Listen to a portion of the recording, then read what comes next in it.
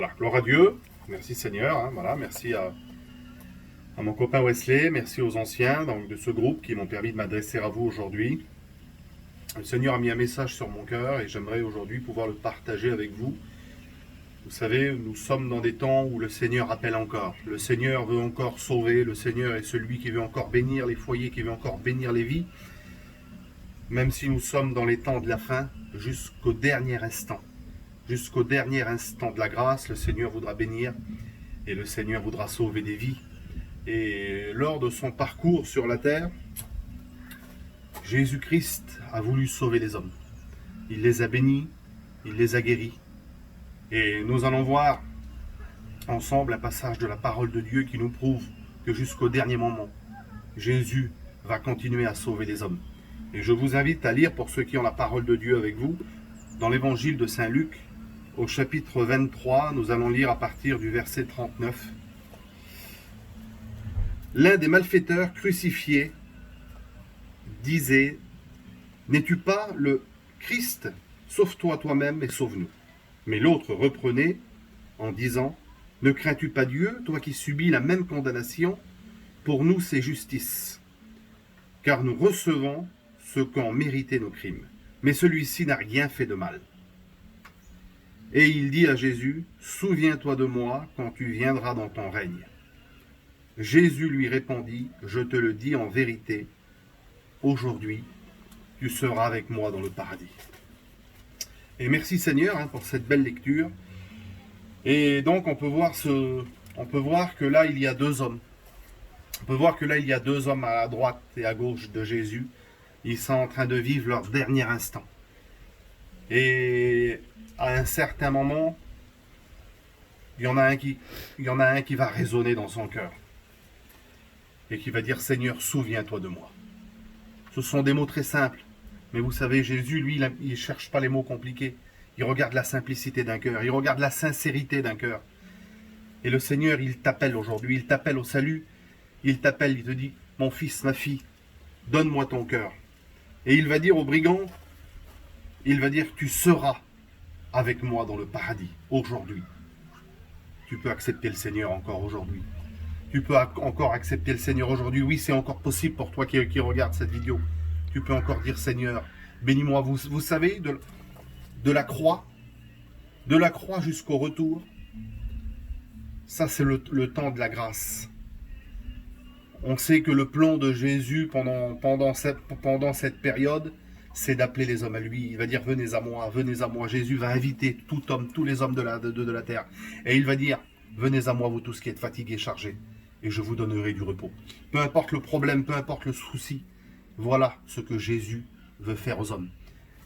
Et nous savons en quel temps nous sommes. Nous savons que le Seigneur est en train de revenir, qu'il est à la porte et qu'il va venir chercher son Église. Mais vas-tu prendre conscience?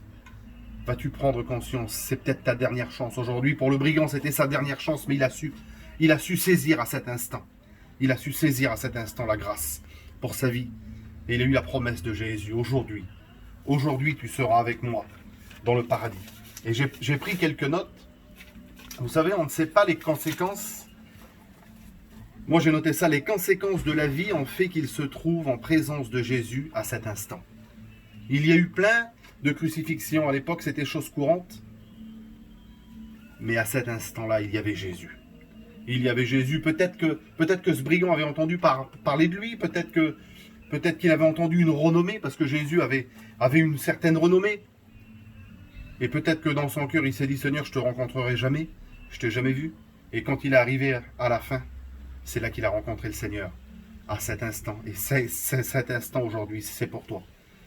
C'est la tienne. Il comprit, moi j'ai noté ça, il comprit en un instant. Sa vie fut transformée à l'instant même. Voilà ce que je veux faire, Jésus. Il veut transformer les vies, il veut transformer ta vie à cet instant. Et vous savez, il y avait un brigand à la droite de Jésus et un brigand à sa gauche. L'Écriture nous dit, et moi j'ai noté ça, de quel côté de la croix es-tu?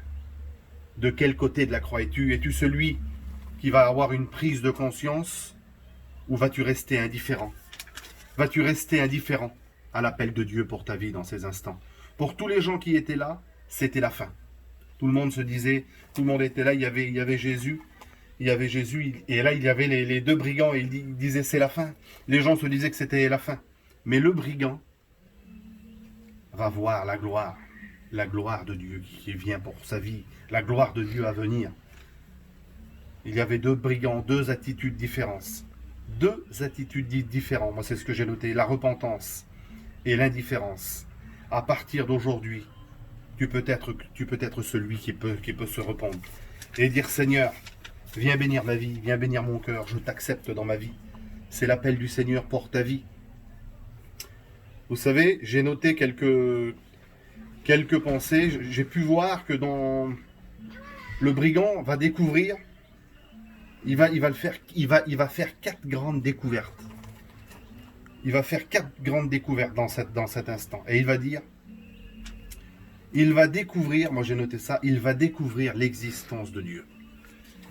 Il va découvrir l'existence de Dieu. Il va reconnaître que Jésus est le Fils de Dieu.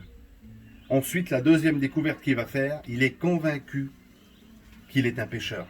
Car il va dire, nous méritons ce qui nous arrive, mais lui n'a rien fait.